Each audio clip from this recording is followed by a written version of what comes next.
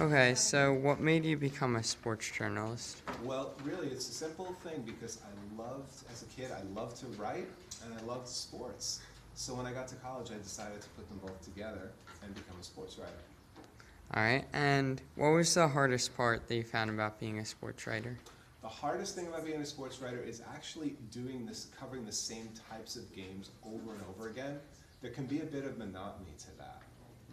Okay, and what was your favorite part? Like, what was the favorite article you ever wrote? The best part about being a sports writer is getting to cover things that you never knew you'd get to cover before. So one time, like when I was in Fayetteville, North Carolina, at a newspaper there, I got to cover this brand new stadium opening up called Camden Yards, and I interviewed fans and players and all kinds of people involved. I actually was able to win like a national sports award for that, and those were the kinds of stories that I loved the most, when I got to kind of branch beyond the game and going into stories. I remember writing stories about Monmouth Park Racetrack for a Woodbridge, New Jersey newspaper, interviewing like Bruce Springsteen's uncle who collected tickets at the racetrack.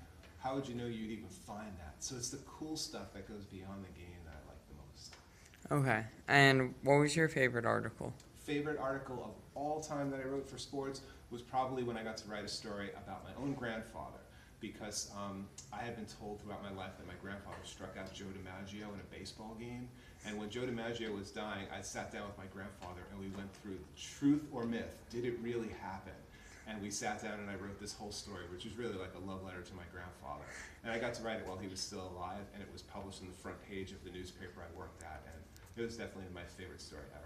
So then he did strike out Joe DiMaggio? I still don't know. I know he pitched against him, and I know he got him out, but I still don't know for sure if he struck him out. I know when they pitched in his hometown, he didn't strike him out, but they played in another game in another town, and I don't know that I want to know. I haven't gone up and looked it up because I like the myth better than the real story, I think.